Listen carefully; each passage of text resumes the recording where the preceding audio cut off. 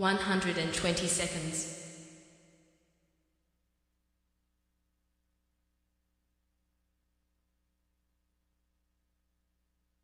110 seconds.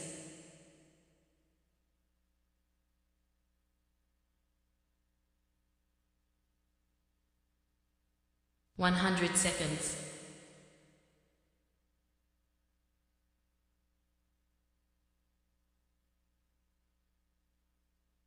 90 seconds.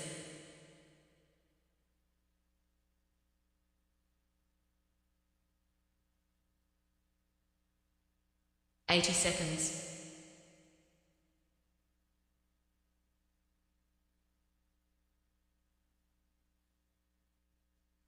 70 seconds.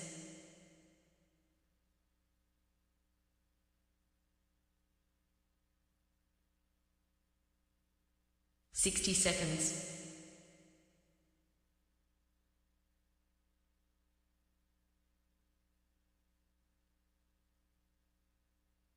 50 seconds.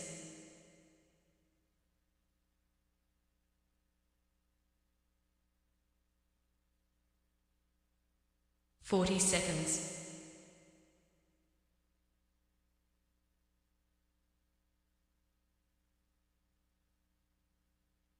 30 seconds.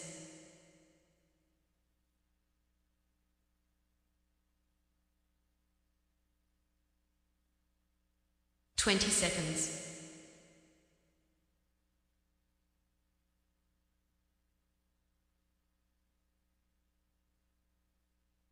10 seconds.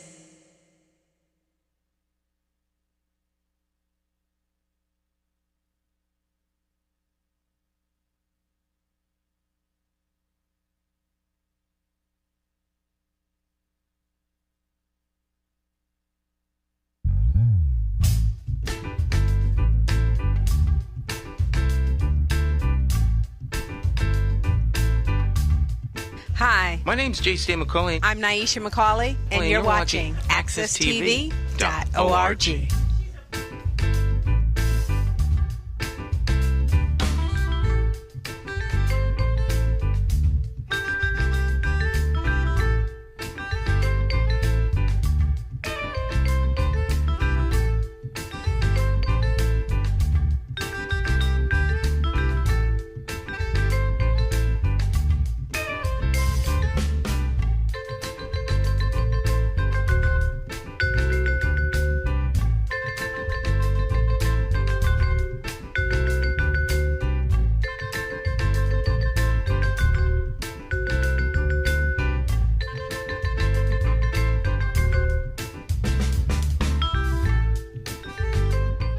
All right, my friends, once again, it is indeed time to get our talk on. It's Morning Talk with me, your host, J.C. McCauley, along with the champions of talk every morning at 8 o'clock, every Sunday. Excuse me, every morning at 8 and every evening at 8. This morning, of course, or evening, depending upon when you're watching, we got the one and only Jonathan Small in the house. Mr. Small, how you doing? Doing fine, Stan. It's a pleasure to be back here. Happy, I guess, early Independence Day to you. Early Independence Day back at you. I feel like it's an Independence Day today, though, honestly. I mean, it wasn't much traffic coming down to the studio. I don't know if people like you say that's taking the day off, having an extended long weekend. I guess that's one way of looking at it and everything. So, boy, the year is halfway over. Basically.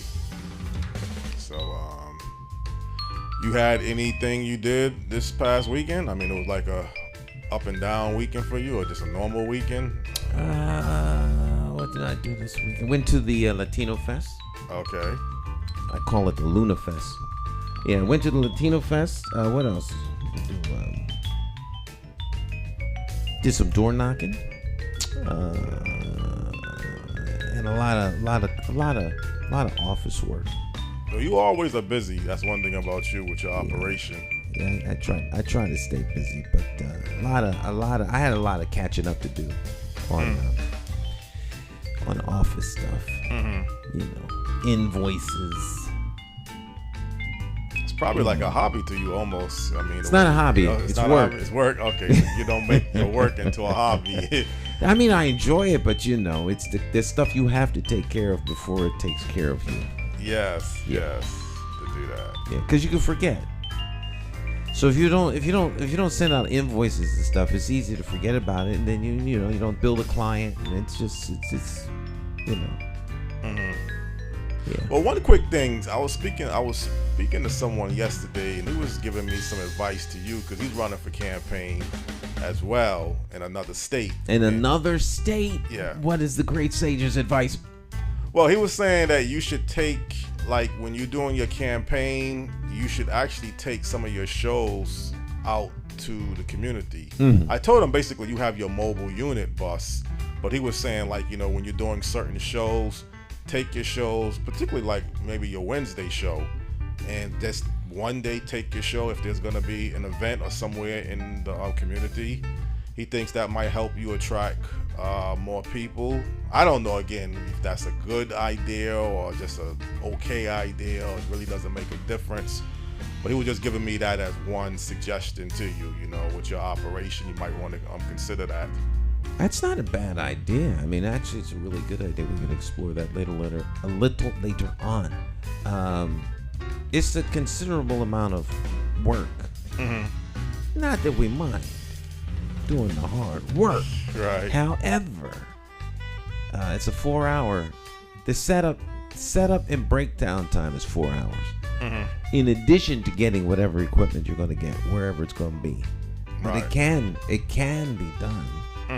So I don't know. It depends upon the return. Yeah. Well, I mean, it might be a good idea if maybe I can arrange the two of you to talk, because you may be able to offer him some campaign advice. He could probably offer you some campaign advice. You're not in the same state, so you can't really do too much towards getting people in his state to vote for you. But well, no one. Yeah, it's a municipal election, so of course the people in his state can't vote for me. But I mean, you can always have a conversation with someone, because you never know what you can learn from someone else until you have the conversation. But yeah, I'll give that some thought. I'm sure the Wednesday host Cacique will love doing a live remote shoot. right. But I mean, we could do it.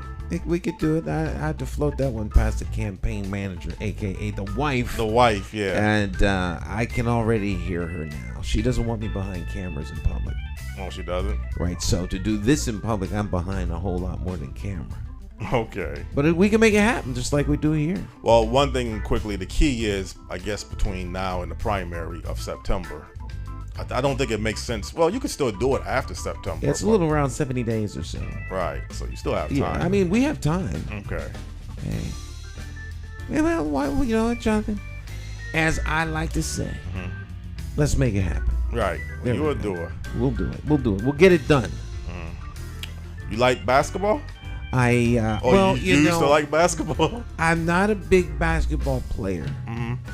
I could get into the game. I was short in school. So, and I was always afraid of the basketball, because when I had played the one time in school, I went to get the ball, and you know how the ball hit your fingers, you jam your fingers up. That was it.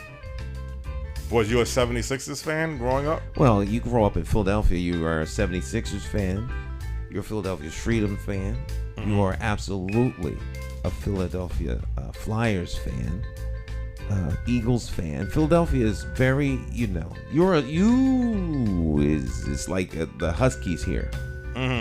You can't not be a Philadelphia sports teams fan in Philly, and you have to be, especially as a kid. I'm leading up to our main topic of All our right. discussion. It's a great league.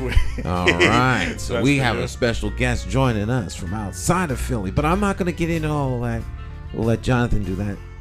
He's the official booker of guests, so he's going to introduce our special guest. Of course, we have guests from all over the world on Monday mornings, and this morning is no different. Okay. Well, good morning to people out there on Morning Talk Live with Jay Stan McCauley Talk Show. This morning we have an exceptional guest in the world of sports, and he brings a lot of insightful information, has a tremendous high IQ, I would say, in sports and probably many other areas of life, but definitely the sports world, and an excellent memory to go along with many other components. The guest this week on Morning Talk Live with Jay Stan McCauley Talk Show is a freelance sportswriter based out of Lancaster, Pennsylvania. No other than Gordon Jones or Gordy Jones. Good morning, Gordy. How are you doing? I'm well. Thank you so much for that introduction. That's very kind of you. Okay, no problem, Gordy. Gordy, could you kind of let people know a little bit about yourself and background briefly before we get into our main topic of discussion? Yeah, I've been in sports media since 1980, so it's been a long run. That's a lot of Sixers eras, for starting with Julius and going all the way up through Charles Barkley and Allen Iverson, and all the way up through Joel Embiid and the current. So the thing we wanted to touch on today, of course, is the last time the Sixers won the championship, which was 1982-83. It's kind of hard to believe that they haven't won one since then. They've only been to the finals once since then, and that's in 2001 when Allen was their guy. So it's been a long drought, and I'm sure that's making a lot of people restless, as Phillies want to do. But that's where they stand now. It's been a long stretch without a championship. Well, Gordy, going into 1980, the 1982-1983 Philadelphia 76ers team on era, it was a lot of high expectations. They had just recently come off a loss to the Los Angeles Lakers in the finals in 1982. They had pretty much the same team intact, but they made one major addition, and that was Moses Malone. Was that really, you think, the final piece of the puzzle of putting the 76ers in a position to win a particular NBA championship team? Yeah, absolutely. I mean, he was he was certainly, before that, they had always fallen prey to either Boston or the Lakers, and they of course all had very talented inside players. Kevin McHale, Robert Parrish for Boston, Kareem for the Lakers, and the Sixers had two capable guys, Caldwell Jones and Darryl Dawkins, but they weren't the player that Moses was. Moses was a multi-time MVP in Houston. He had been a multi-time rebounding champion, and they needed that one hard hat to kind of get him where they needed to go, and that turned out to be the perfect acquisition for their team. They ended up trading Caldwell Jones and a first-round draft pick who turned out to be Rodney McRae for Moses, and he fit in right away, and it was an instant chemistry with Julius Erving and Andrew Toney and Maurice Cheeks and all those guys. So it was quite a team, and Moses was the exact ingredient that they had lacked. The one guy that you really had to account for inside. And he was known for his offensive rebounding in particular, to the point that people sometimes suspected that he missed on purpose to kind of pad his stats, but he was the guy. I mean, they started that season 57-9, and then cruised through the playoffs. They won 12 out of 13 playoff games, and swept the Lakers in the finals. The Lakers had some injuries, which really factored into the sweep. James Worthy missed the series. Bob McAdoo didn't play much, and Norm Nixon got hurt in Game 1.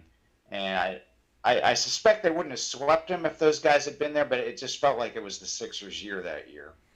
Well, let's backstep, because I'm a big Los Angeles Lakers fan, and I got to be honest, I dreaded Philadelphia. I didn't like that team. There was a lot of bitterness that particular year.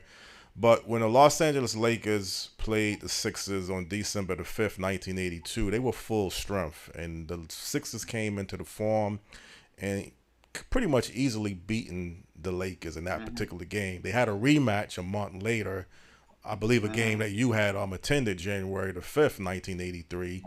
Kareem was out of that game. Seemed like the Lakers, for some reason, might play a little bit better when Kareem is out. But I don't think anybody was going to stop that particular 76ers team. I think they were on a mission. They were committed, and Moses Malone just had a dominating particular season. Yeah, that January 5th game, that's one of the greatest games I've ever seen. I mean, Magic had a triple double, and Julius had a big game, and Andrew Toney won the game in overtime with a little jumper in traffic. But that's there's video from that game that's often shown, that the famous Julius Erving rock the baby dunk over Michael Cooper that's shown again and again to this day. Mm-hmm. That happened that day. So it was quite a game between the defending champions and the champions to be, and I think the Sixers made something of a statement that day. It was kind of a shame that Kareem didn't play. As you know, he had migraines throughout his career, and he couldn't play that day because of that. But it was a wonderful game nonetheless, and the Lakers had a great team even without him. they were a deep, versatile team, and it was just kind of the Sixers' day, and ultimately the Sixers' year. Now, as a sports writer, you attend a lot of the games, particularly, let's say, the games at the Spectrum. Right. Was that one of the loudest arenas in basketball, or was it just? I mean, it seemed like to me, listening to it on television, it was a very loud arena, and I don't know. Yeah, I would say that's probably pretty accurate. It was. I mean, the arenas then weren't quite as massive as they are now. I mean, the Sixers arena currently, which is across the parking lot from where the Spectrum used to stand, is much more massive, much more of a multi-event kind of thing. As with all arenas, they operate best when there's always something going on, and that's always the case at their current place. But the Spectrum was smaller and much more compact, and the sound really really stayed, kind of concentrated on the court, and the fans were much closer to the court. So yeah, I'd say that's accurate. And the other thing is I'd say is in the playoffs in particular, I've always thought that the sound of the crowd in the playoffs is there's something special about it. It's they're a little more attuned to what's going on, a little more engulfed in the action, and that certainly seemed to be the case that year. I mean, they had been close before, as you mentioned. They lost in '82 in the finals. They lost in '80 in the finals. They lost in '77 in the finals. And in 1981, they were up 3-1 over Boston in the Eastern Conference Finals, and they lost that series. So they had a lot of disappointment leading up to that. And that was the other factor. Beside Moses, that team was just, always pushing the boulder up the mountain. And they finally figured out how to get to the very top that year. Gordy, some people say not only is this 1982-83 Philadelphia 76ers team one of the top 5 greatest teams of all time, but they could be the best team of all time. Do you have any opinions to kind of give evidence that this team, this particular year, could be the best team in professional basketball of all time? It's so hard to compare eras. The game has changed a lot. They don't allow hand checking as much as they did back in that era. The game's far less physical. Obviously, the three-pointer is, a big factor in how the game is played today. So, I mean, it's got to be in a discussion, I would think. I mean, you look at, for instance, the 85-86 Celtics. They were a great team. They went 40-1 at home. They had Larry Bird, Robert Parrish, Kevin McHale, and just a really deep team. Some of the current not the current Warriors teams, but the recent Warriors teams have to be in the discussion somewhere just because of the way they revolutionized the game. Clearly, some of those Lakers teams also. And go back to some of the Bill Russell Celtics teams in the 60s. So I find it really difficult to compare eras, but I think there's somewhere in the discussion. My suspicion is that they're not quite as deep as some of those teams. I mean, Bobby Jones and Clint Richardson were great reserve players, but if you look at like the 85-86 Celtics, you can go down to the Scott Wedmans of the world and people who barely played but were all-star players elsewhere. So I don't know. I think they're there somewhere, but I'm not exactly sure where. Well, wasn't it at one point during the season it was some expectations that the Sixers were going to try to win 70 games? I remember hearing that throughout the season, that they were on pace to win 70 games. What kind of derailed that, I guess, ability to win 70 games for that particular team. Yeah, they were 57-9 at one point, and Moses had some issues with tendonitis in his knees late in the regular season, and there was some concern. They finished 65-17, so they got close. My suspicion has always been, had they held on to Caldwell Jones rather than trading him for Moses, that they would have won 70, because he would have been a nice insurance policy and really could have started alongside Moses, but they elected to include him in that trade to Houston for Moses, when in actuality they probably didn't even have to. They signed Moses to an offer sheet, and Houston, the way it worked then, the team that the player had previously played for could either match it or let him walk. And Houston was fully prepared to just let him walk, but the Sixers decided, well, let's make sure that we get this done, so we're going to include Caldwell Jones in that trade, which actually kind of rankled some of the players and coaches with whom Caldwell had played in Philadelphia, because he was the ultimate unselfish guy, the ultimate great teammate. And in fact, Moses had known him from the ABA, and at first he didn't realize that Caldwell was part of the trade, and he was really very much disappointed that he had been, because he wanted to play with him. Everybody loved Caldwell. He played forever and just was a very respected, unselfish player that everybody wanted to have around. But I suspect if they would have kept him around, that they would have won 70. Here's an interesting sidelight to Caldwell also. Billy Cunningham, the coach of that 76ers team, so beloved Caldwell that the following year, in 1983-84, he tried to give Caldwell his championship ring, and Caldwell being Caldwell, he turned it down. But that was he was a very respected guy, and I suspect would have been an integral part of the team had he stayed there. Well, what about Clement Johnson's when they made the pick, I guess, during the season, picking up him as a backup center? You had Earl Currington. Mm-hmm. Yeah. Clement was a no nonsense guy. He came in and he was a physical presence and a really good backup for Moses. That was a nice midseason pickup. They picked up Clement Johnson from Indiana and also Reggie Johnson from San Antonio. And they were kind of just insurance policies. Reggie didn't play much down the stretch or in the playoffs, but he was an accomplished player and could have filled in had they needed him. But and Earl Currington, he's an interesting case too. His only basket of the playoffs was in Game 2 of the finals. He hit a hook shot over Kareem because Moses was in foul trouble. So that was kind of an interesting situation that he kind of plugged in and did that. Mm-hmm. Stan, do you remember this particular team in that year? I don't know if you was paying attention, and because you was up here in Connecticut. So, do you have any memories, or do you have anything you want to ask the guests about this particular team and subject? No. As I was mentioning, I might watch a finals of any particular sport, but I'm too obsessive about things. So I can't. If I get into sports, I'm gonna get like all the way in. Right. I'm just enjoying the conversation because I'm always love to hear sports fans talk because they go in deep. Okay. It's like you guys are watching the game all over again. All right. So just wanted to make sure. Yeah. All right. Well, Gordy, also one thing, I don't know if this has ever happened before, but during the All-Star game, the 76ers had 4 players that actually played in the All-Star game. You can't actually have more than 4 players to play in an All-Star game from on one team. Obviously, Moses Malone, Julius Erving, they definitely deserve to be in the All-Star game.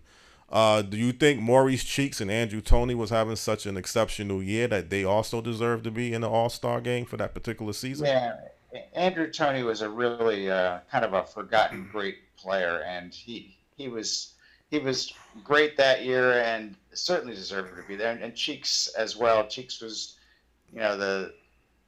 just a defensive presence and a guy who just got everybody organized and was really an exceptional point guard. And I think they both belong there. And, Maurice is now in the Hall of Fame, which it surprised me that when he got chosen, but I was happy for him because he was a guy that was always lurking in the shadows and was very respected and everybody knew how great he was. and Andrew would have been there, but he had some foot problems later in his career, and that really kind of derailed his career, which was really kind of a shame because he was a really explosive player. And I would have really been curious to see how his career would have played out because after Julius retired, after Moses moved on, after Bobby Jones retired, to have a team in the late 80s that has Charles Barkley and Andrew Toney as your key guys, I think that would have been a very interesting team. Well, actually, I mean, the year going into the finals, the Sixers really didn't have much of I guess, a problem. I mean, of which I guess a challenge if you really look at it. They swept the Knicks in 4 games. They beat the Bucks, a team that they always used to play in the playoffs. They beat them in 5 games, and then they would end up going against the Lakers, sweeping them in 4 games. Does that postseason to you kind of stand out as one of the best postseasons? How they was able to go and beat 3 different teams? Yeah, it was quite something. I mean, Moses there's some people who debate whether he actually said it or whether it was sort of a columnist kind of taking liberties and kind of saying that he said it or saying that he would have said it, that he said faux, faux, faux before the playoffs. And in fact, on the Sixers championship rings, it said faux 5 faux. But I stand by what Bill Lyon, the late Philadelphia Inquirer columnist, once said. He said that if Moses didn't say it, he should have. So, so let's stick with that. And at any rate, it was just, as with the regular season, certainly the first 66 games of the regular season, every game was kind of the same. They just came out and just laid the wood to people. That's just what they did. I mean, they had some challenges every now and then. As you mentioned, they lost Game 4 of the Milwaukee series. That was the only game they lost. And the Knicks actually gave them a couple close games. The Knicks are actually up 20 in one of the playoff games, and the Sixers came back on them. So there were challenges along the way, but nothing that they were unable to overcome. Yeah, I remember Moses Malone dribbling the ball behind his back, or he did some type of spin move, and I said after that, I don't know if anybody could beat this team. I didn't because I didn't. Go ahead. That was something. He kind of saved the ball at the sideline, and he got the ball back and went behind his back and made a little finger roll. It was like this full court excursion against the Knicks in the Garden. It was really quite something, especially for a guy like that, who is obviously not known for his ball handling, not a guy you want to have the ball out in the open court, and yet he kind of did that. So it was quite a team and quite a season. And it's always interesting to me too, just how you always had Moses and Julius there. They were always doing the heavy lifting, but you always had chances for other guys to kind of chip in and have their little solos. Like Franklin Edwards made a game-winning shot in the Knicks series. Bobby Jones had some exceptional plays in clutch moments in the Milwaukee series. So you always had guys stepping up at different moments to get the job done, and that was kind of their hallmark. They were just a complete team from top to bottom. Well, I think the key that you just said was it was a team. I mean, Bobby Jones, a defensive specialist, Mark Ivoroni, sort of like doing the grunt work, the dirty work. Yep. Andrew Toney was like a killer shooter. He could drive you to the basket. He can knock down a three-point shot. So it had a complete team. Clint Richardson was a good backup, fast point guard or guard. So they was pretty much solid all across the board. The defense kind of really stands out for that particular team also. They were a real top defensive team.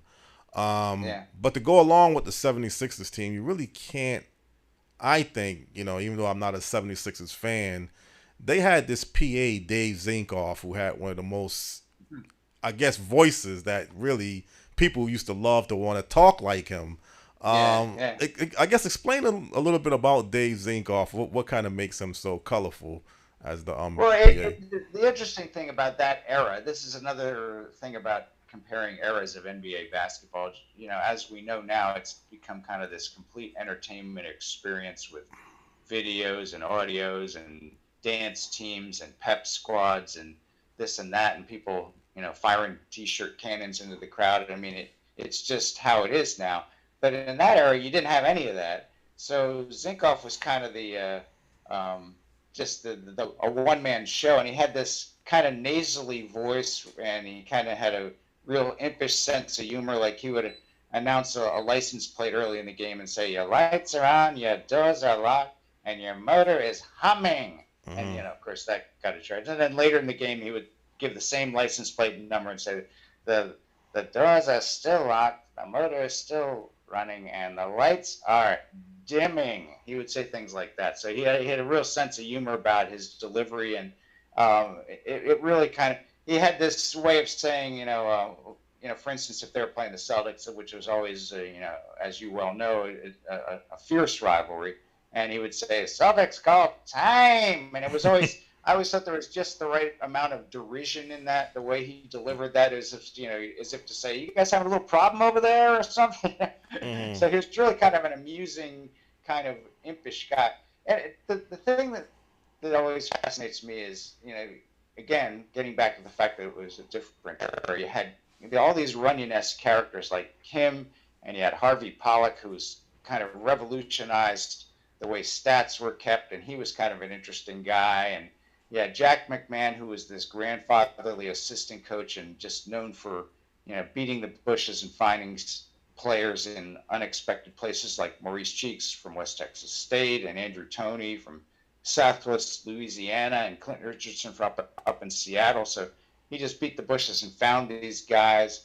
And Al Domenico, who was like this former Marine who was the trainer, and he used to do things like whenever a player was traded, he would cut the head off of the player in the team picture and post it on a bulletin board in his trainer's room in the Spectrum. And it would say, "To our fallen heroes," it would say. So these guys are all kind of added a real color to that team. It was a really interesting team and an interesting era. And you don't really see that as much anymore. Now everything's very corporate and homogenized, and there's not as much individuality, I would dare say. So it was kind of an interesting era that way too. And then this NBA fan that you had, I guess, told me his name, because I used to always watch the games when they used to put them on television. And just one fan that would always get so enthusiastic and just excited. I mean, and I couldn't. I said, "Who is this guy?" What's his name? Was Steve Solomon? You said? Steve Solms, S-O-L-M-S. Solms. Okay.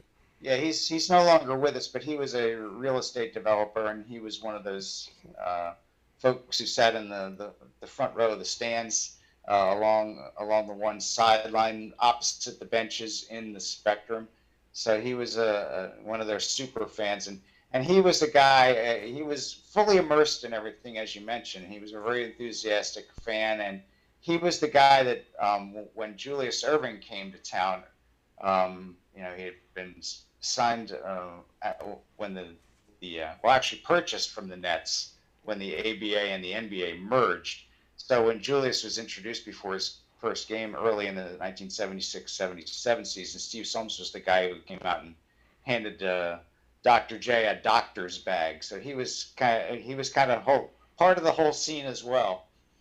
Well, he went crazy when Julius Erving did the cradle dunk, because they show clips of him, and I mean this guy. Yeah, he was a very visible presence, that's for sure. Mm-hmm. That was for sure, and that made that team special and that era special as well. Was you said that you were, I guess, a sports writer for the 76ers as far back as 1980. Yep. Were you at the NBA Finals in 1980? Did you cover the Sixers that particular year as well? No, not that year. It wasn't until the 1981-82 season that I really kind of started covering that. And then the late Chuck Daly, he passed away, so he was not part of. He left the Sixers in 81 or 82 as the assistant coach? It was before the championship season. He went and he spent a year coaching the Cavaliers. I mean, when Billy Cunningham became the coach early in the 77-78 season, he was a first-time coach, and they decided, and rightfully so, that he would need some veterans to help him along. And Chuck Daly was one of those that they hired away from the University of Pennsylvania, and Jack McMahon was the other one.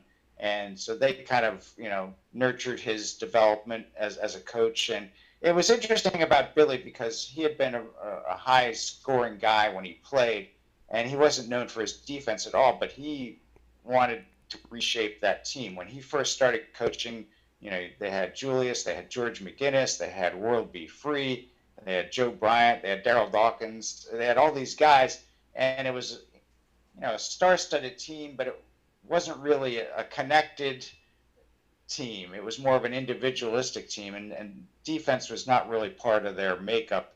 So they remade that team, notably before the 78-79 season. They traded McGinnis to Denver for Bobby Jones, and they drafted Mo Cheeks in the second round, which is kind of amazing to think of today because he was such a talented guy.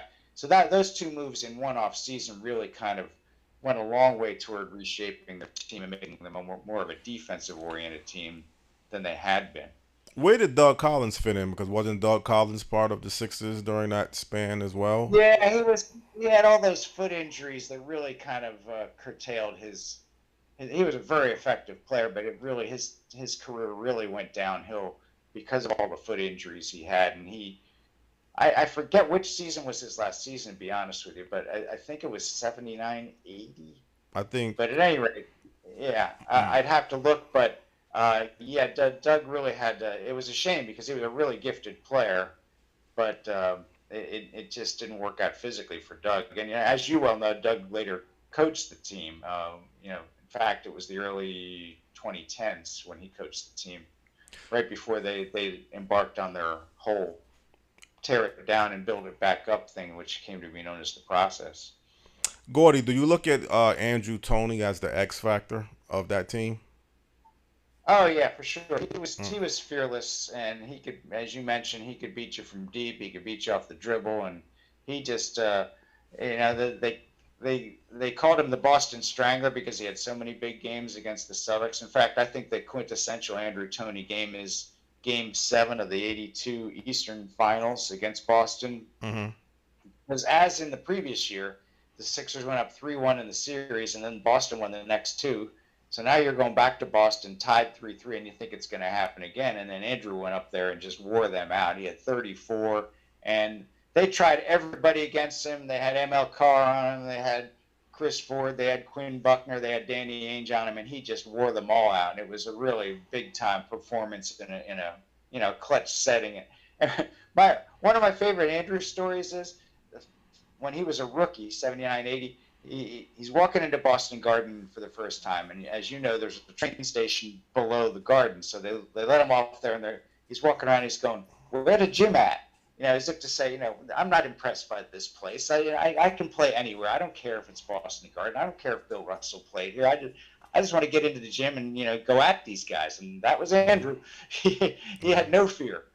Well, I'm going to be honest. As a Lakers fan, I used to always wanted to model my game like Andrew Toney because that first quick, he had like a first quick step.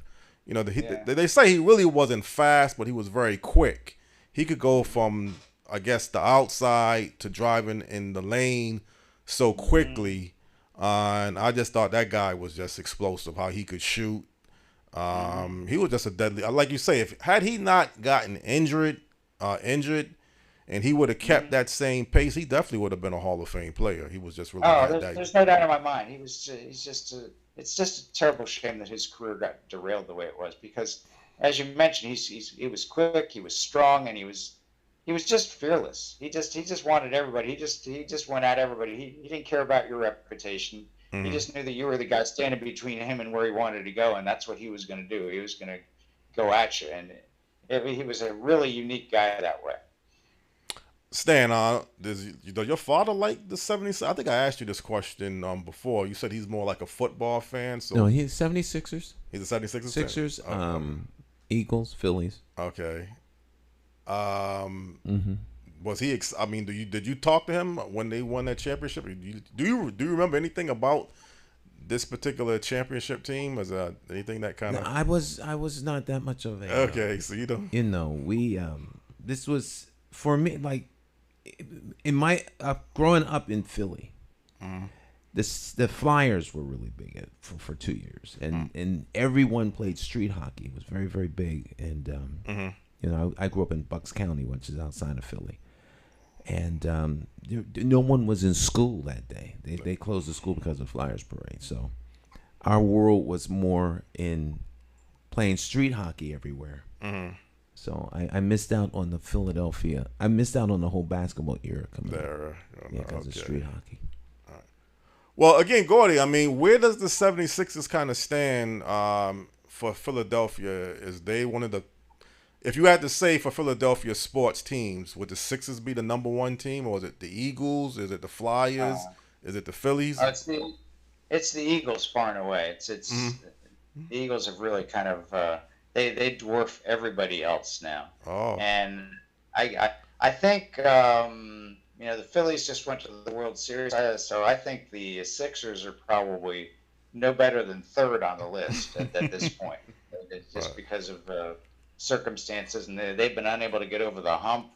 They haven't been out of the second round since of the playoffs since 2001 when Iverson took them to the finals. So it's been a long drought, and they're kind of in a really odd place right now because James Harden just opted into his contract, but they want to orchestrate a trade, and I'm not sure there's a great one out there for them. And even if there is, I'm not sure where that leaves them. I get the fact that they want to move on from Harden, but at the same time, I don't know how you replace at least his regular season production, and I don't know, how they get better from trading Harden. So they have Joel Embiid, who's obviously just a transformational player, just a guy you want to build around, but I'm not sure what the next move is as far as getting them where they want to be. yeah, but Gordy, at that time, back in 82, 83, I think everybody throughout the country had three NBA teams. Either you were a Lakers, Celtics, or Philadelphia 76ers team. Unless your local area where you live at, obviously you would root for them. But if you took a neutral place like Connecticut here and other parts of the country, and the Sixers and the Lakers and the Celtics just seemed like they were the main top three teams. I mean, were they that successful that they just stood out? I guess you can put a lot of other factors like Larry Bird, Magic Johnson, Julius Erving, kind of like the showmanship of the game. But I just think that if you asked anybody, and when I was going to school, which NBA team would you like, it's usually one of those three teams. Yeah, I mean, again, it was a different era because the games weren't on every night, so you didn't have exposure for every team in every city. But it was those three certainly dominated that era. Particularly as it turned out, the Lakers and the Celtics. I mean, in the '80s, the Lakers won 5 titles and the Celtics won 3. And the Sixers kind of interrupted that one year. In fact, the following year, as you well know, they lost in the first round to the New Jersey Nets, which was a considerable upset. And I guess it's a testimony to just how much of a toll that championship run took on that team. So, those three teams were really kind of the dominant ones. I mean, Milwaukee had a great team, but they could never get through Boston or Philly. I mean, they're really some exceptional players like, Marcus Johnson and guys like that, but they could just never get over the hump against those three teams. Well, how'd you feel if maybe Moses Malone would have went to Milwaukee? They would have been odds-on favorite. You think he was that good a player that he could have made the difference between one team over the other? Yeah, because the Bucks of that era, they kind of were floundering around trying to find find a big guy themselves, and they brought Dave Cowens in when he was sort of at the end of the line. And in fact, they gave up Quinn Buckner to get him. And Quinn had been a pretty important guy for Milwaukee. They brought Jack Sickman when he was kind of at the end of the line, and they had kind of run-of-the-mill guys like the Randy Brewers and the Paul Mokeskis of the world to try to fill out their front line. But they were just always kind of a player short. They had a bunch of really talented guys. I love their team, Mickey Johnson and Brian Winters and Junior Bridgman, guys like that. I mean, they just had some guys who could really, really score, but they just didn't have that one hard hat that would really do it for them. Well, were you at, or do you remember the 81 Eastern Conference semifinals between the Bucks and the 76ers when it came down to Game 7 in the Spectrum? No, that was a little bit before I started covering the team. I remember that they had, what was it, 8,000 in the Spectrum for Game 7 because it was, I think, Mother's Day and the Phillies were playing across the street or something like that, and so it was a really odd thing that they played a Game 7 and they had 8,000 people there, which was really kind of a troubling thing for basketball fans, certainly in the city. Yeah, I think that was Easter Sunday actually. At least, there you go. I knew it was a holiday. I couldn't remember what it was. Yeah, okay, I think you're right. And I watched that game. That was a very exciting game. It came down. I think the Sixers held the ball. They ran the clock out. They couldn't foul them. Right. That game was back and forth. So I guess the competitiveness that the Sixers and other teams brought during that era was very exciting, good for the NBA. But obviously the Sixers from that 83 championship team have never been able to win another championship. Did this kind of surprise you that they broke up the team sort of in '86, trading Moses Malone and giving up their draft pick? I believe they had Brad Daugherty, I believe, and then somehow they screwed that up and made some changes. Yeah, they made two trades on the eve of the draft in '86. They traded Moses to Washington for Jeff Rulin and Cliff Robinson.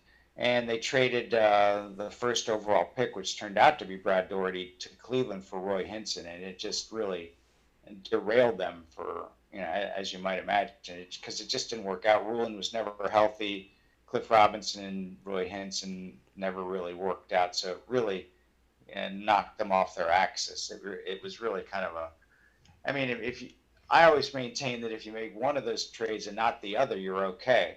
But I didn't understand the thinking. I guess they worked Daugherty out and didn't really care for him, and they didn't want to take Lenny Bias for whatever reason. I mean, who knows? Who knows if they knew something that other people didn't, but they decided they didn't want to go there. So it was they kind of outsmarted themselves and ended up making two horrible trades, and it really derailed them. And the other thing was, of course, Julius retired, Bobby retired, so the team got old in a hurry. So maybe that 82-83 would have been their only shot, just for those reasons, that they had been together for a while and those guys were kind of past their prime, so it was bound to go downhill. But certainly those two trades accelerated the downward plunge. Well, it seemed like when they drafted Charles Barkley in '84, it was like he was the replacement sort of Julius Erving and a complement of Moses Malone. But like you say, some other factors of Bobby Jones retiring shortly after, Julius getting older and he retiring. So there was some, and then Andrew Toney with the foot injuries.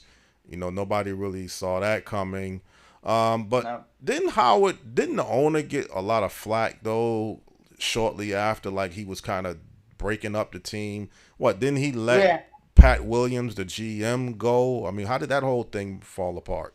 Yeah, well, right after the '85-'86 draft, Pat Williams went down to Orlando to help start the Orlando Magic. He was a very respected general manager. He had been there since 1974. And also Jack McMahon left after the '86 draft. And Harold kind of rubbed a lot of people the wrong way. He was kind of a hard-driving guy, and he had his opinions, and he was going to make his voice heard. For example, when the Sixers made the trade with Cleveland for Roy Hinson, when they traded the top overall pick, Pat Williams called up the Cleveland people and he said, can you throw in $800,000, which is, of course, a big pile of money. And he came back to Harold and said what had happened, and Harold said, well, why didn't you get $1 million? I think he was a hard-to-please guy, to say the least, and he certainly was going to make his voice heard. And he made the one move that they really needed to make shortly after buying the team when he brought Moses in, but you could certainly question a lot of the other things that occurred on his watch. So you couldn't put him in the same category as an owner like Jerry Buss, because he just don't have the success track record that the Lakers have. it was a one-shot deal during the Harold era, and that was it. The '82-'83 team, that was it. And after that, I mean, I think you'd certainly fairly question a lot of the things that happened on his watch. So how are the 76ers fans or Philadelphia taking the Sixers? I mean, you say they kind of rank third. Do they have any belief that they're gonna ever get back to the finals and win it? Is that any belief that Well, you? I'm beginning to want. I mean, you never know from year to year what's Mm, going to happen. I mean, strange things happen. I mean, for instance, you draft Tyrese Maxey 21st overall. You don't expect him to be the player he's turned out to be. So weird things can happen. But boy, it certainly has been a long time, and a lot of different ownership groups and general managers and this, that, and the other, and they just haven't been able to get over the hump since 2001 as far as reaching the finals, and since '83 as far as winning the finals. It's just really hard to do, and they're caught in this rut now where they can't seem to get beyond the second round, despite having Joel Embiid, who's one of the best players in the league. So it's really, I you never say never. I mean, it's bound to happen at some point, you would think, but it's certainly not on the immediate horizon that they're going to get there. I don't see that. I don't think anybody does. So I wonder where they go from here. Like I said, they're kind of in an odd place now because they want to trade Harden, but I'm not sure they know where or that they know what they can get for him that would really alter the face of the team and make them appreciably better. did their coach Doc Rivers get fired, or did he just step down? I mean, how did that whole thing fall apart? He got fired. He got fired. So now they brought in Nick Nurse, who won a title with Toronto in 2019, and in fact, that was probably as close as this era of the Sixers has gotten to really making a deep run. I mean, they lost in Game 7 in Toronto in the Eastern semis when Kawhi Leonard made the memorable shot from the corner that bounced on the rim 4 times and fell in improbably. And that was the Sixers team that had it had Embiid, and they had Tobias Harris, and they still had Jimmy Butler, and they had Ben Simmons, who was still, at least a rising player at that point. His career has since kind of taken a left turn, but that was probably the best team they've had in this stretch. And now, Simmons and Butler are obviously gone. Tobias Harris might very well be following them out the door because he's going into the last year of his contract. So they're still kind of shaking up the mix again. But that was as close as they've gotten to being making a real deep run. I mean, the thing about that shot is, I mean, it was an improbable shot. But if he doesn't make it, the Sixers still would have had to win in overtime on the road. A lot of people seem to forget that they think if he hadn't made that shot, the Sixers would have won the game. No, the game was tied. So they would have had to win an overtime game on the road, which would have been tough anyway. And then they would have had to win, the next round just to get to the finals. But that was as close as they've come to really making some noise in this stretch. Well, Gordy, again, I know you don't like to compare. Maybe you say it's not fair to compare different teams in different eras. But just to say some of the great NBA teams like the Chicago Bulls with Michael Jordan, the Los Angeles Lakers with Kobe and Shaq, how would any team be able to defeat the 82-83 76ers team if, both teams are healthy and playing on their game? I mean, what would the Bulls, in your opinion, have to do with Michael Jordan and Dennis Rodman? Is it like a strategy you think they could skill a set to beat that particular team? Well, Michael was such a great player at both ends, and and then Scottie Pippen was obviously one of the great perimeter defenders and a pretty capable scorer himself. So, I don't know. I hesitate to compare teams from different eras just because the game has changed so much. But man, Michael was a force of nature. He was something else. I mean, you'd hate to ever bet against him because he was just a different kind of guy. He was just over the top great, and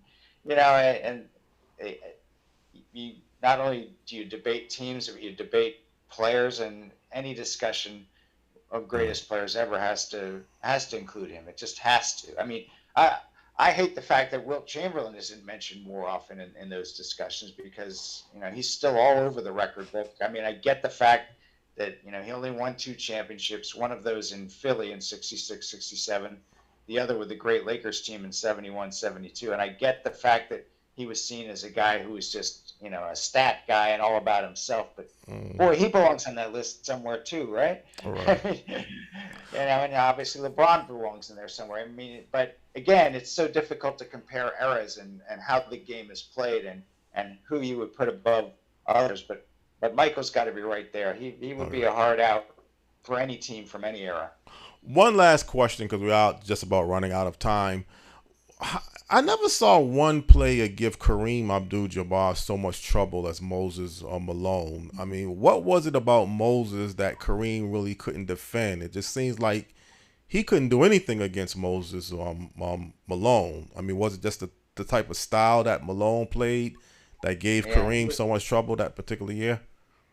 Yeah, I mean, Moses was just a whirlwind. He was just a Tasmanian devil. I mean, I've heard him described as a guy who didn't really dribble efficiently and didn't really have a pretty shot or anything like that, but he just kept coming at you, and it was really exceptional.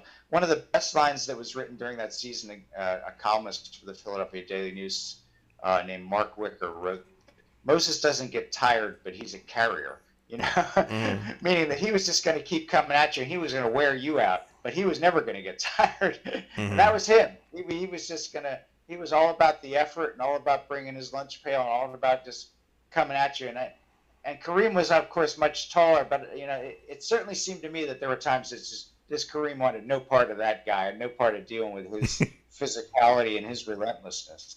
I've heard other people say that exact same thing. It seemed like Kareem just didn't want nothing to do with Moses. Yeah. At some point, it's like he just threw in the towel, man. This guy is just killing me. I got to be honest, as a Lakers fan, it just seemed like Kareem didn't want anything to do with Moses at that particular span and everything. Yeah, he was coming at you, he was coming through you, Mm-hmm. I said this was going to be the last question, but I just got to ask you this one last question. Put you on the spot. The 1982-83 76ers team, where would you rank them from a 1 through 10? I mean, out of all the greatest teams of all time, where would you put that 76ers team ranked at? Oh, man. Well, one of the Russell teams has to be in there, and those 85-86 Celtics have to be in there. Mm-hmm. One of Michael's teams has to be in there. Probably one of Steph's teams has got to be in there. I think they're like fifth, something like that. That would be probably about right. Because, man, some of those teams are just, like I said, I just think maybe a little deeper, a little more versatile. But that team for that year, they were just on a mission. They were just not going to be denied because they had been so close so many times. And now they had the one guy that they really needed, and they just said, okay, we're just going to do this. There was a real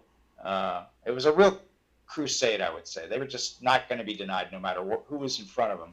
And it was just their year. So for that 1 year, boy, it's hard for me to believe anybody could beat them if, playing by those rules in that era. Right. They just had a sense of mission about them that they were not going to be denied. That's a great way to end it. I mean, I think that's a good, fair way to end this particular segment. And, I mean, I really appreciate it. I had a great time. You brought a lot of fun discussions to reminisce about that particular team and other factors of professional basketball. And it was just a pleasure really interviewing you and having you as a guest. If there's any last words you want to leave the audience, feel free to do so. No, I just really appreciate you guys having me on, and it's always great to talk hoops, so, with folks who really have an interest in it. And I could talk all day about that team and really the game in general. I just really love watching it. And my feeling about basketball, about NBA basketball in particular, is I understand the criticisms that people have of it, that the season's too long and maybe this player or that player gets away with an extra step. But still, I think they're the best players in the world, and I just always appreciate the game, and I always appreciate those who play it because they're just, they make hard things look really easy. And I just I just really appreciate how they go about their business. Mm-hmm. No doubt about it, Gordy. It was a pleasure. Likewise. I appreciate you, Jonathan. Okay. Thank you. All right. Thanks for stopping by. Thank you, Stan. Be well.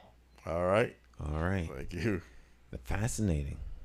Yeah. Fascinating. I don't know if that really stood out as 1983, as I was mentioning, but it took place. I know you wanted to talk about 1983. Yeah. Jones is like 1983's coming. I'm like, Yeah. what is he talking about? 1983. But I mean, this did actually participate mostly in 1983. The NBA season starts off late October, maybe the first day of November, but most of the season is in the next year. So it is a 1983 event. I don't know if it's a national. Well, it is a national. Anytime an NBA team win the finals, Dr. J, everybody was kind of rooting for him, you know, because he was never able to win an NBA finals. So it's not the Thriller segment that I really wanted to do with Michael Jackson's album, but it was the best I could come up with. Well, it was under good. It was very, circumstances. very good. I could see the game unfolding as you guys were talking about it, and yeah. I don't really watch basketball that much. You know, I have family that loves the game. Fixed, and I have friends, of course, that you can't call them when the game is on. You can't call them. You can't talk to them during the season because they're so glued to the TV. And then you know you have the college basketball season with the Sweet 16. You know that whole that's what I love. March really. Madness, and so. Yeah, I'm more into college basketball, but at that time era, I was definitely heavily into the NBA, as I mentioned. That's how come I can remember so many things about that span. You remember all kinds of things. Yeah. I mean, but he was on top of his game too, though. This guy Gordy, he remembers a lot. But I mean, you guys, it's fun listening to people who are enthusiasts about anything. But particularly about sports, because they get into it, you know. Yo, yeah, my man, and he wore the Converse. Remember, he had like the blue Converse and the red Converse, and and so folk get into it. Well, one thing, you know, I like the past. I mean, I guess I heard you and McCauley, y'all are two science fictions. Y'all can watch science fiction. Science fiction movies. Now McCall's gonna call me. And talk for 4 or 5 hours. Which I never mind having a conversation with McCall, but you know, a 3-hour conversation with him minimum that's a short conversation. Because we can talk on the phone for 4 hours. Easy. Real easy. But let's take a short break. All right. And then we will be right back. It's Morning Talk. I'm here with Jonathan Small. We'll take a break and come back on the other side. Don't go anywhere. Hey, Hartford, Connecticut, I'm talking to you. We got to get out and vote. Vote for Stan McCauley. It's our time. We got to rise up and take it back. Vote for Stan McCauley. Vote for Stan. You gotta vote for Stan McCauley. Vote for Stan. Vote for Stan. Oh yeah. It's more than politics than just what your social covers.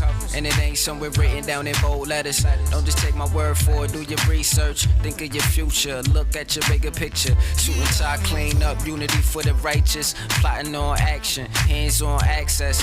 With a light source vision, door to door knocking. Guerrilla style marketing, brainstorm as a collective. Real neighborhood suggestions. Only we know what it is where we living. To make real life decisions. Move on facts, make it manifest back. You gotta vote for Stan McCauley. Vote for Stan. Vote for Stan. Vote for Stan. Oh yeah. Look at your city. Stop. Take a look around. Is opportunity flow into your house? Are you working? Wait, can you save some money? And is your neighborhood safe? Or is it a homicide every night? Ooh.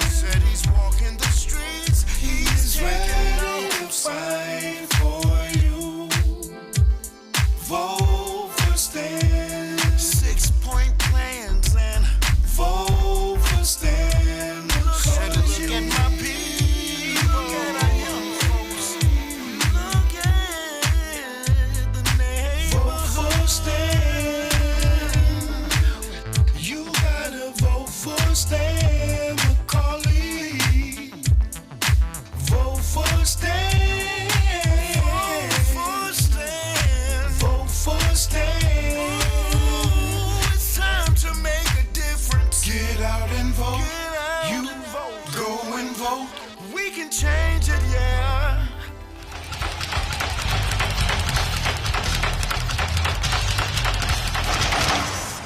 Hi, my name is Marlon E. Styler Sr. Many of you may know me as the two-time welterweight champion of the world. I'm here to tell you that Democrat J. Stan McCauley, as our next mayor, will fight for you until the last bell. Help me throw a knockout punch. Go out and vote for Stan the man. My name is J. Stan McCauley, and I approve this message.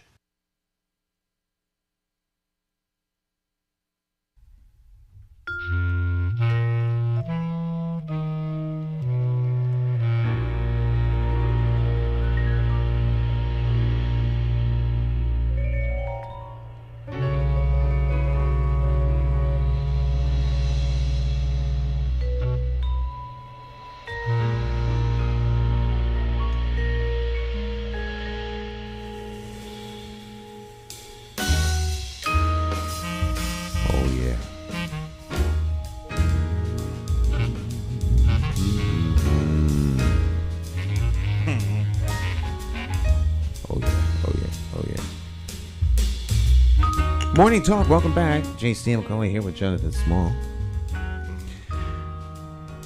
So, what are your big plans for the week? You got big holiday coming up tomorrow. You mean tomorrow? I'm still trying to figure out what to do. I missed out on something Saturday because I had to go to work. So somebody had some birthday party that day. I could have went, but I couldn't really get. They didn't tell me in time to really make any plans. Mm-hmm.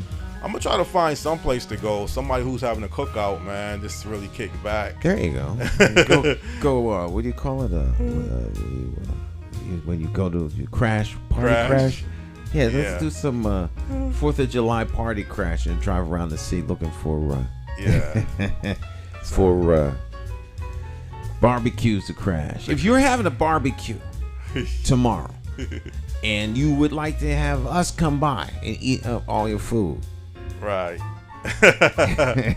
Yeah, I gotta find somebody who's having a cookout or something. Yeah, I'll bring the fork. But yeah, it's gonna be one holiday off that day, so it kind of works out nice. And before I get into some heavy topics, because I know usually we always talk heavy, but I want to keep it a little bit light. One more segment with the science fiction type of shows. You like Star Wars, right? Like the move, like Star Trek, Star Wars. Well, I like anything science fiction, really. I mean, Star Wars, the new stuff is really good. Andor, the Mandalorian, right? Ahsoka. There's a lot of stuff coming out of the Disney Star Wars camp, which is really good. But I can never get into that Star Trek though. Even the Star Trek is like old school. It's original. Next Generation, Deep Space Nine, Enterprise. Some of the new stuff is just like not worth my time.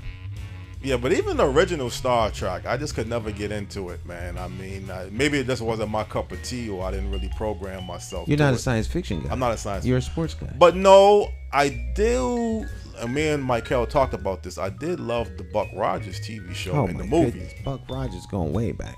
Yeah, but I was a kid, but I thought that was the bomb, man. Buck Rogers. Well, you couldn't tell anybody like about Bugs that. Bunny and things like that. You go way back. Mighty Mouse. Yeah, the Underdog and things. But see, you saying Star Trek, like the original William Shatner back in the '60s. That was before my time. But even the reruns, I just can't get into that. Well, it had run its course. By the time you were younger, you were that wave was ahead. That wave had already passed. So we're riding on that wave. The William Shatner. Star Trek only had 3 years. 3 years. That's what I'm saying. It was the Desilu. Lucille Ball. If it wasn't for Lucille Ball, there would be no Star Trek. Yes. But that was all about the space era of John F. Kennedy planning to go to the moon. I mean, that was the whole era. Was that something like that? Everybody was into things spacey. But for our age, Star Trek had become a cult kind of following after just the 3 years. So there's a whole generation that grew up on Star Trek, and it was an older generation than you, so you wouldn't be into it. But even the new, didn't they come up with like a The newer, next generation? The next generation. Next generation was good too, because it, you know. But some people just aren't into science fiction. Yeah.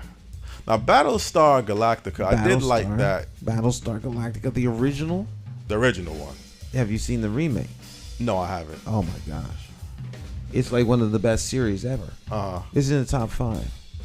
Breaking Bad, The Wire. Right. And Battlestar Galactica. I'm serious. There's 84 episodes. I've seen the whole series at least 3 times. 84 episodes. I've seen it 3 times. 3 times. Yes. So you heavy into that. Battlestar Galactica is very, very good. I think I've seen Breaking Bad twice. I've never finished the entire Wire. The Wire is generally thought of as number 1. Right. Breaking Bad is, I think, 2. Battlestar's. I had heard some people say Battlestar was 3. You know, it depends on who you're listening to, but yeah. But they all had the same concept. Even like the Buck Rogers, like was 2,500. Buck Rogers, I didn't like Buck Rogers. You didn't like Buck Rogers? Yeah, with the little thing. Yeah, yeah. I know who you're talking about, the little robot. The little robot. Yeah, Tweaky or whatever they call his name. Bibby or something. Bibby, like Bibby. Yeah, all that. But they were trying to portray like the new Chicago or whatever, because he was from Chicago, and so he fell asleep or something, or he was in a deep freeze, and then he wakes up 500 years later. So is that how the world really gonna look? 2,500 or 2,480? That's something like that. People, robots every place, and it was just a. Well, they won't look like the robots in that era, because that era of robots was very boxy looking. Now we have, of course, androids like Data. And you actually have humanoid android type robots now that are like real. They're actually real. They're very frightening, actually. Right. Science fiction. No, science fact now. Science fact. Yeah. See, I don't know if you can say the $6 Million Man was a science fiction Steve Austin. show. Steve Austin. I love that one. Yeah, rebuild him. You remember that? Yeah. Right. And the noise is the slow motion. Yeah. That's what. Since he can't run fast, we'll slow the film down. Make it look like he's running. Yeah. Fast. And he was just. I love that show. See, I don't know if you classify that as science fiction, but making somebody bionic. I think that's science fiction. That classifies as science fiction. And he had 2 legs. 2 legs, 1 arm. 1 arm, and the eye. And a bionic eye. And I think he had a bionic ear too. Couldn't he? No, that was the bionic woman. Yeah. Yeah. Good show too. Yeah, yeah. But then Oscar Goldman, if you remember the OSI. Yeah, Oscar. That's right. Yeah, good old Oscar. Mm-hmm. So yeah, that's back when they used to show you everything. You get out of the car, walk across the parking lot, come through the lobby, go up the steps. At least 20 flights. They carry everything. Yeah. Yeah. What I probably got to do is just get someone from a TV expert and cover a lot of different shows. Oh, there's plenty of people out there that go in deep with all of the programs. Adam 12. Yeah. Starsky and Hutch, Beretta. Oh yeah, those are the cop shows back Miami in the days. Vice. Oh yeah, I love that now. But what's this guy McCloud though? He rides the horse from New Mexico. Yeah, he was a law enforcement. A law enforcement. Now I love that show. McMillan and Wife. Yeah, I watched that a little bit. McMillan, but Dallas was really one of my top 5 shows. JR. I guess you probably watched the Who Shot JR episode, because that was the big one. I was working. Right. Okay. So I was those things came out when I was I've always worked second shift. That's right, because they come on at 9 o'clock. So those shows came on at night. I probably could watch the whole entire Dallas offering, and it would be like a first time viewing. First time, yeah. Yeah. That's right. You was working at that time. Mm-hmm. So I mean, what you want to keep it light, or you want to go into some heavy topics? Hey, John, it's up to you. I go where you guys go. I mean, we talk about heaviness every single week.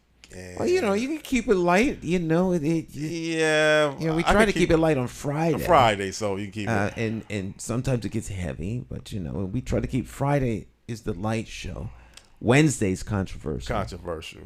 And Mondays is generally very, very informative with a little bit of heavy. Well, I don't know, man. What you think homicides? I mean, the mass shooting in Baltimore, kids having a block party, 30 people get shot. It's just you're seeing the wheels coming off of society because the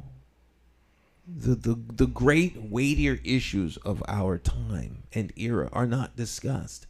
We live in a land of entertainment. We want to be entertained, and then things that are going on in the real world we don't want to know about. But every once in a while it breaks through and we hear about them. Then we're forced to deal with it almost like it's a distraction. Like someone turned the light on in the movie theater and is throwing popcorn, that kind of a thing.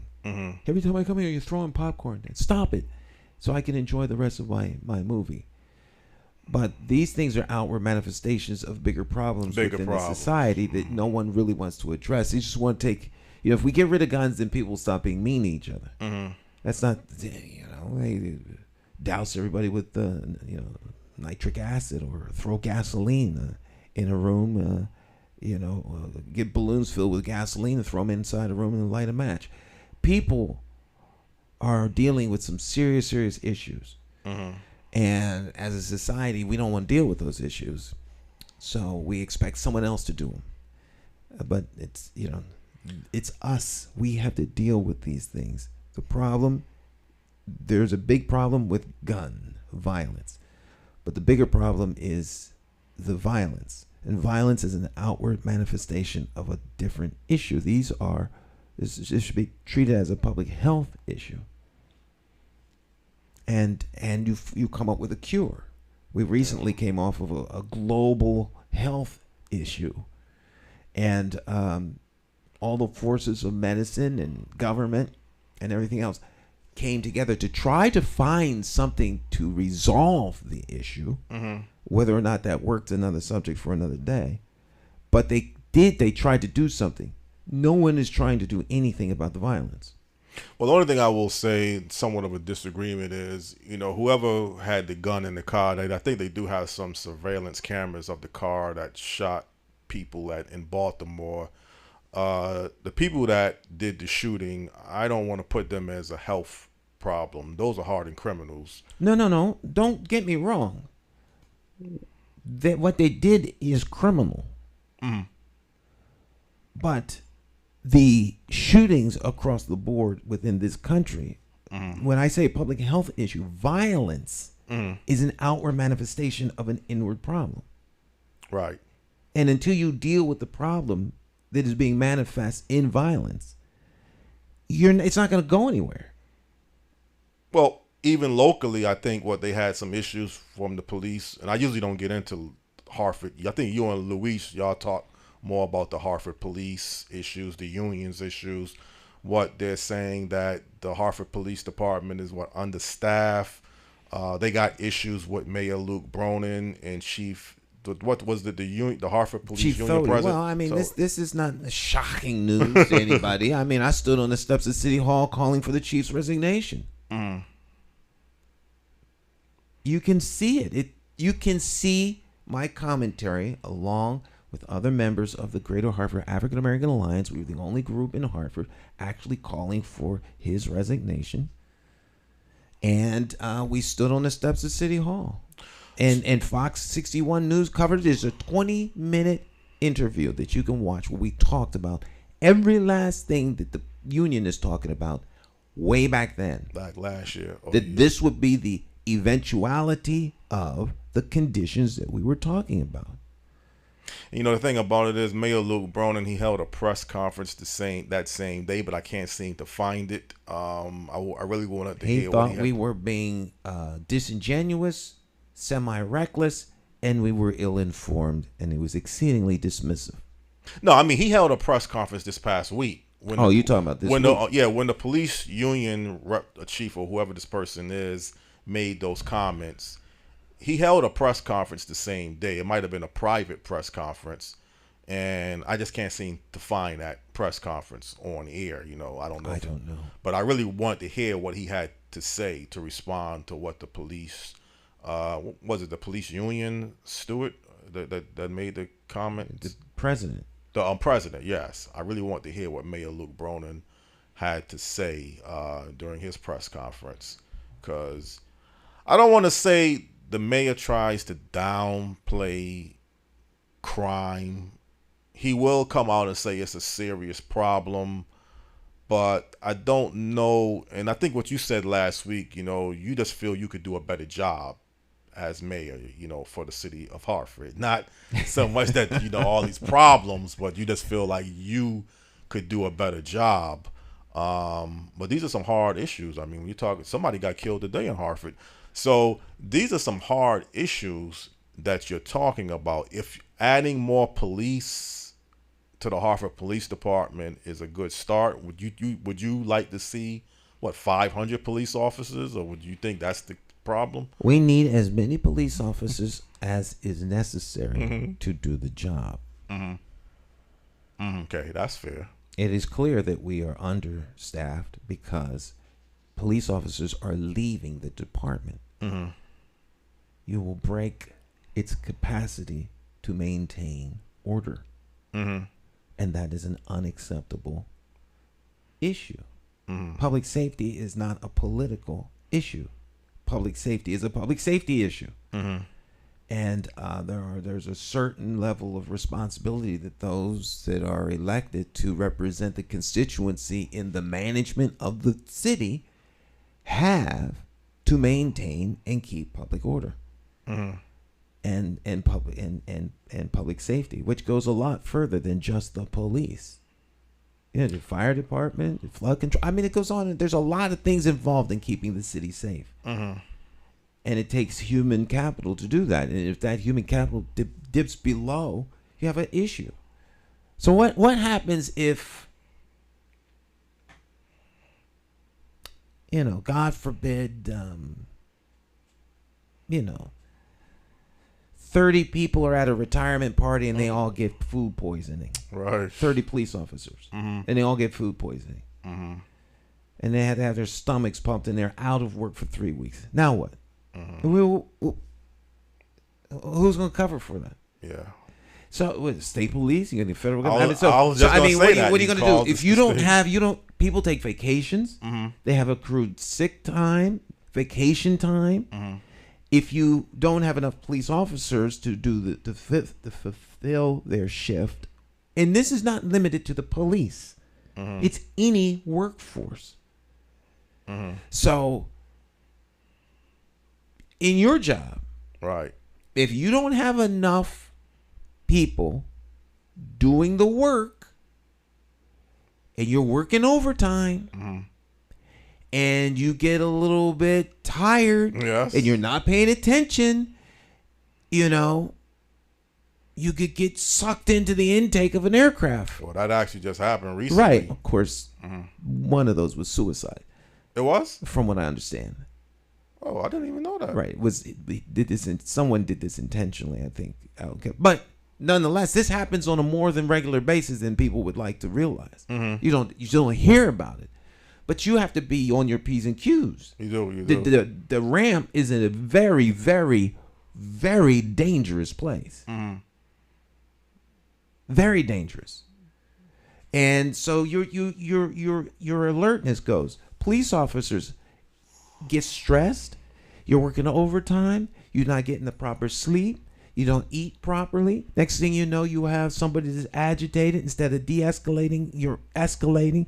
All of these things work together. And people are human. Just like folk go into the office and have a bad day. Police officers have a bad day. Firefighters have a bad day. Doctors have a bad day. Ministers have a bad day. People have bad days. Yeah. And so you can limit those by having a workplace that is conducive to work and engaging in a happy, a fulfilling environment. These things are intentional and they require good management. And a lot of times, a lot of places, you don't have that good management. And therefore, the workforce suffers, the company suffers, the product suffers, and then, ultimately the customer, or in our case, the constituent suffers. Mm-hmm. Well, these are some horrific incidents, man. Suicide, violence in general. I mean, yesterday I'm listening to some mother, probably can't be no more than 30 years old of age, chastising her teenage son, about to hit the son, telling the son, don't put your arms up. I mean, you can see where problems are going to lead to. Now, you're a young teenager. You're growing up in this type of household day after day after day. I don't want to say abusiveness I got any proof of that, but you can see a lot of red flags just by that 10-minute. Me watching what I've seen for 10 to 15 minutes is telling me that this parent or this person is probably not the best fit parent. Well, they might not be the best fit parent as you look in from the outside, but they could be an overstressed parent. See, in communities, when you see stuff like that happen, and what you could do is you could go over there and say, hey, what's happening, I was thinking of having a little block party and just trying to get some buy-in from neighbors on the street. We might do something Saturday. If we do, I'm just giving you a heads up. Love for you to join us. Yeah. Start to build relationships, and now you have someone to talk to. Maybe there's no one for them to talk to. Yeah, that's a big part of it, and this person may also need some professional help beyond that too. That's part of it. What you just said is a starting point. But if that doesn't work, for whatever reason, then they need some other resources, some other alternatives. Well, if one step doesn't work, we're not in a position to determine what that person needs other than from sideline viewers. But if you actually want to get involved, you could actually go and talk to them. There's ways that you can intercede. Neighbors can intercede. Well, that too, but also there's like a lot of other reckless behavior that's going on this street. Not just this one person. I guess every community you're going to have some bad apples, some bad elements, and it's just going to be a way of functioning. So then the question becomes, what do we do about it, Jonathan? Yeah, I don't know what you really do, to be honest, because we have to come up with some solutions, because what we're very good at as a society, and we're experts in Hartford. Well, one solution is coming up with what's wrong. Yeah, we identify wrong real well. Well, what are we going to do about? It? Well, that's what I just said earlier. That guy going around shooting people, that's a criminal problem. You got to get this person off of the street. He's trying to shoot 30 different people in Baltimore. These are people you have to get off of the streets. Well, that's a given. Yeah, and I don't think we're doing that good a job. Evidently, if these type of people are roaming our streets with guns and looking to kill innocent people. But Jonathan, in my never to be humble opinion, these kinds of discussions always happen after the event. No, but I can see things leading up to that. So then, if there's a red flag, where are the people who are responsible for the red flag identifying and then interceding? If someone's driving around looking to kill 30 people, well, I don't know. Those individuals should be stopped way in advance, but no one knows that that's actually what they're doing. Right. So the conversations always happen after the fact. So we have a society that is coming out of a pandemic where people's social order has been totally disrupted, where a lot of the safety nets that people had, churches, mosques, synagogues, are gone. They just disappeared off the face of the earth. Where you have community assets that go in and help keep the calm, they're gone. Right. You emerge from that, there should be somebody who has enough forward thinking to understand that when these things come, when you come out of these things, there's going to be issues associated with them. What are you doing to intercede? I would venture to say very little to nothing. Well, I would say, I don't know again how the employment. There is a situation where if you're a productive citizen and there's jobs, I recommend it maybe here locally, put a job fair I guess we do have job fairs time to time, so that this is nothing new, having job fairs. But there's a high unemployment of people just roaming around doing nothing most of the day, which I think is going to lead to other problems. That's not necessarily true. The people roaming around in West Hartford ain't leading to problems. No, but I'm saying a lot of things like, beef and fight and arguments and all of that. You can sense where problems are going to come from. So if there's people arguing, that is a clear indicator that there may be an outbreak of violence. So we could intercede before it gets to a particular place. Yeah. We don't. Folks sit back and they watch. Then they complain when someone pops off, goes wild because they were offended by something. So it's your business or it's your citizen right for everybody that's having a personal, because you got to be careful with domestic incidents. You better know what you're doing when you're going to intervene in a domestic. I don't think it's your right. I think it's an obligation that we have as neighbors in a community. A community is self-policing, self-educating, and self-sustaining. If you can't police your community, then you don't have one. Well, if the neighbors don't care for one another enough to say, hey, can you come here a second? I need a little help with my phone. It doesn't mean you jump in and try and break up a fight. There are ways to get people to calm down, to move them away from what it is that they were doing.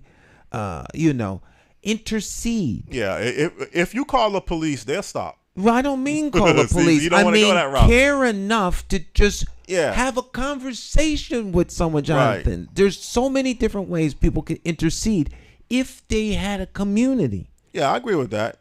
I may not believe it's a real community. I may not believe what I'm saying. The job fair of putting people to work, being productive or doing something with your life usually kind of keeps you away from having amount of waste of time, but time on your hand that you're just looking to get into something to fill a void. I would strongly debate that issue because it presupposes that the only reason people get into trouble is because they actually had too much time. So why don't we put them to work? Well, who's the we that makes that decision, and where are they gonna work? And who's to say that because somebody isn't working, they're like predisposed to doing wrong? No, I'm not really saying that. It's no different than you saying your son, there's consequences. Now, you can't have it both ways. I understand it's your son, it's a little bit different, but in your house, your son is going to have a job, or there's going to be consequences. That's different, Jonathan. So society, if we're going to have people not working, you're not going to make any income. Jonathan. Those are the reality consequences. This is a circular conversation we have ad nauseum. You cannot go out into the street and tell society you need to get a job or there's going to be a consequence. Who has the right to do that? You don't have to tell them. They're going to realize when they have no income coming in that is going to be a consequences, which could lead to something else. So I don't have to tell nobody if you don't have a business or you don't have a product to sell. If you don't want to work a 9-to-5 job, then it's not going to be consequences. You're going to realize, unless you turn to crime, that week after week after week, right, you're not going to have no income. Just like what you're saying with your son, you're trying to prepare him early. We're making a giant leap from people shooting up a crowd to folk not having a job. You're talking about things that should be common sense to most human beings. Right. People know that they need to eat. And they will find a job. You don't have to have a job fair for them because they have to realize it's their responsibility to go out and get a job. The job fair can kind of be the placement assistant sometime. You have... And so if you don't have a job fair, are you suggesting that they won't be able to find their way to get assistance? No, I'm saying... Because that's why you're making it sound. The job fair can sometimes be awareness of jobs that you may not be aware of. Okay, somebody told me about a particular job I was not thinking about. I didn't need to go to no job fair, just a networking base of somebody letting me know about a particular job, and then you go apply for the job.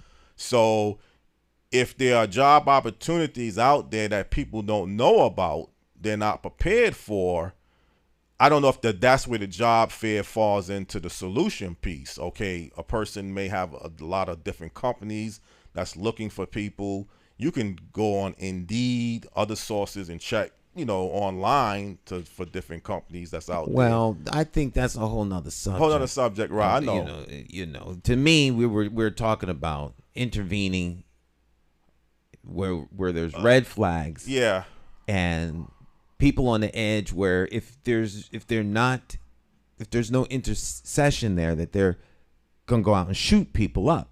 But you didn't like my advice of calling the cops, though. I said no. I didn't say that. You didn't say that? Okay. If you see someone engaged in some sort of criminal activity that requires law enforcement, then you should call the police. Right. I'm suggesting that we should be neighborly enough, community oriented enough, that when we see or hear disturbances, that we care enough to intercede. We know them. Hey, Billy, what's up, man? I don't want to interrupt y'all. Can I ask you a real quick question? That's enough sometimes. Right.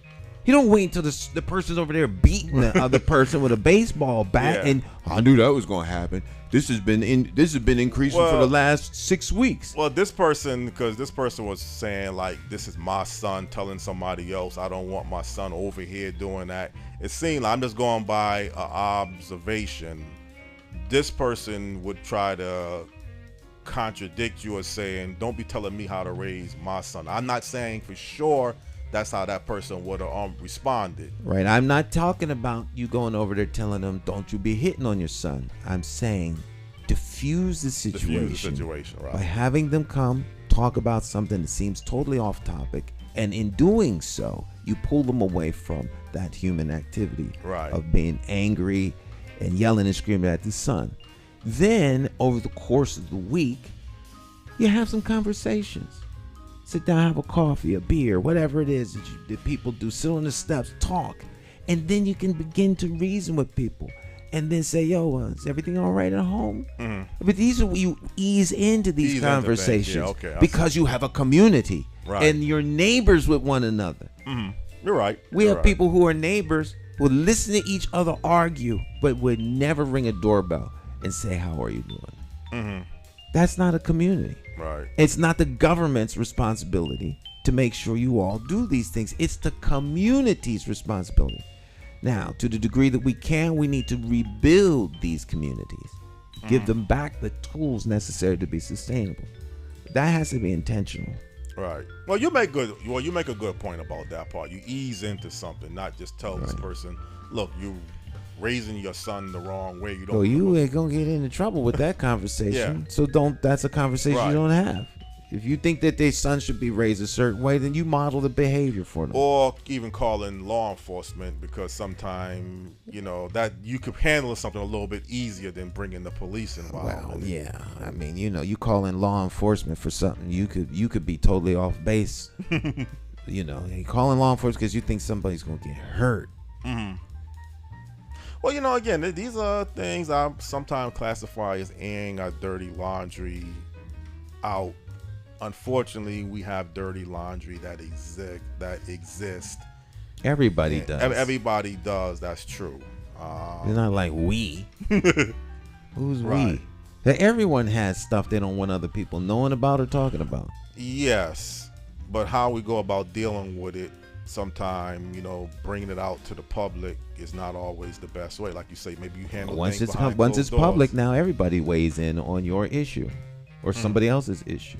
It's not their issue. And again, I'm kind of wrong bringing your son like I do every now and then. Well, you can bring my son. That doesn't matter to me. That's a different. When you are raising, you may not believe that he should have to work if he's going to be in the house. I believe what you're saying, but I'm saying that could be part of the problem towards the community. Maybe other parents or other adults don't see it, because you were saying in the long run you're not going to kick him out, but you want to make sure that if he's not in a position to have an income, if you are of working age, my daughters know this. They're 13 and 12. Right. Now, when they turn 20 years old, if they don't have a job, we're going to have a problem. Because you need to be gainfully employed or thinking along that line for your own sake. Right. For your own sake. I'll be doing a detriment to the child if I let them believe. Then they'll wind up being 45. But time goes by very quickly. But the only thing is, and I know you're running for mayor, and I know you had a good economic game plan with bringing Y3K Global Media, because Jonathan, that was in 2007. Right. Well, no, that was 2011. 2011. That was a long time ago. But the fact is, that same concept, what you just stated about your children, has to be towards society. I'm not saying on you. Right. But I'm saying that has to be part of the solution. Like, good teachers, making sure kids are learning, motivated properly. Well, Jonathan, these are things that in theory could be part of a broader concept. I work in the realm of what can I do? The world should be nicer and there should be no hunger. Right. And global warming should be stopped. These things should be. I don't have any control over it. And you don't really personally probably believe job fairs are really that big. I think job fairs are great, and the people who are looking for help put job fairs on. Right. But a job fair in and of itself does not necessarily mean the people are going to start getting employed. Well, the late Larry Childs was one of the first persons that told me. And we're running out of time, Oh, we are? Okay. Yeah. That's that music. Right. I don't know. I'm not paying attention to the time. The problem, he said, in Hartford is not, this was probably about 20 years ago, the problem is not jobs. This problem is you're not getting the jobs. But really, he should stay, the problem may not be good jobs, that you have good companies that pay well. It's just people are having some time of difficulty getting the good jobs. Well, we are initiating something. We released a press release this morning, the closing the literacy gap. First and foremost, people need to be real about what the situation is in Hartford. 61% of the adults in Hartford are functionally illiterate. They can't read an ATM machine. Right.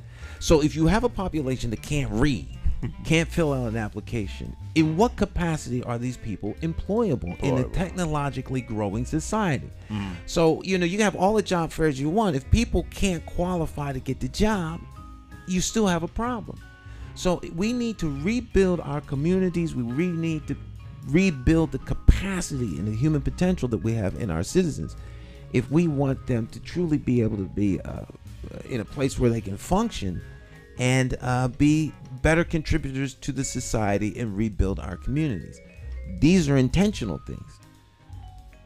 That's a great follow-up to your Wednesday show, this illiteracy campaign that you said you have in place. Yeah. That is an excellent solution. Because well, it's the sixth point in our 6-point plan in terms of priorities, realigning Hartford's priorities to help get Hartford where it needs to be. It's more than a vibrant buildings downtown. It's actually the human beings that make up the community that live, whether they're downtown or Frog Hollow or North End or South End or Asylum Hill or Blue Hills or Behind the Rocks, or leave somebody out and get in trouble. Any of the 17 communities that make up Hartford, they're people. A community is people. It's not buildings. It's not how much money can be extracted. It's people. Well, again, your approach is not to look down on people or make people feel ashamed because they can't read or write. It's try to help them where they can We read. want to help people learn how to read or write. So the challenge will be, I'm going to learn Spanish. Oh, okay. I'm going to become conversationally fluid in Spanish in 4 years because I'm functionally illiterate. I'm totally illiterate when it comes to Spanish. Right. All right. So I can't read or write Spanish in a city where Spanish speaking people are the majority. All right. So just like I'm saying people need to be able to better have command of English, I'm talking about English learners. Yeah. All right. I'm not talking about Spanish speaking people or any of the other 76 ethnic groups that live in this international city. I'm talking about English people, people coming out of high school and can't read or write or function. So if I'm going to ask people to take that challenge, want to remove the stigma, make it a challenge, then I'm going to put myself in the same boat. So I'm going to learn Spanish. If I can do that, then we expect that other people can do the things that they need to do. But we're going to roll this all out on the 11th of July. We're going to have a big press conference in front of City Hall. That's next week, actually. Next Tuesday. Next Tuesday. Yeah. All right. But we're out of time, Jonathan. All right. Great show. Great interview. Great ability. A great format that you put together, and I appreciate this. All right. Jonathan Small every Monday in here with you all. Always have a special guest joining us. Special thanks to our music man, Jay Hogarth, and of course you all out there. And our guest today, Gordy. Thanks for joining us. We'll see you all real soon. Bye-bye.